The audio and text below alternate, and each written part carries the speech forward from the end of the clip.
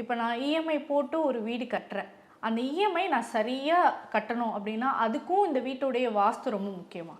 இப்போ நீங்கள் கேட்ட கேள்விக்கு இஎம்ஐ அப்படிங்கிறது எந்த இடத்த குறிகாட்டும் அப்படின்னா வாஸ்துவில் ஃபஸ்ட்டு திக்குமா 8 திக்கு. அதில் இங்கிலீஷில் சொல்லணும்னா 4 டிரெக்ஷன்ஸ் அண்ட் 4 சப் டிரெக்ஷன்ஸ்னு சொல்லுவாங்க. தமிழில் 4 திசைகள் 4 மூலைகள் மொத்தம் 8. இந்த 8ஐயும் அஷ்டதிக்கு பாலகர்கள்னு சொல்லக்கூடிய டைட்டீஸு ஆள்றாங்க.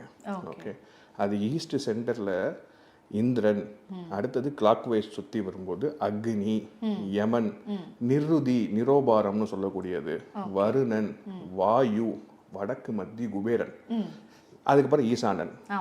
இந்த கேள்விக்கான பதில் யாருக்கிட்ட இருக்குன்னா வடக்கு மத்தியில் இருக்கக்கூடிய குபேரன் தான் இஎம்ஐக்கு சம்மந்தப்பட்டவன். ஓகேங்களா?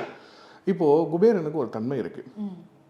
இப்போது ஒரு சில ரூல்ஸ் இருக்குது. அந்த ரூல்ஸ் பிரகாரம் அந்த குபேர பாகத்தை நீங்கள் அமைச்சிக்க பொழுது நிறைய பேர் வந்து இன்றைக்கி குபேரன் சொல்லும்போது சவுத் வெஸ்ட் கார்னருக்கு போயிடுறாங்க.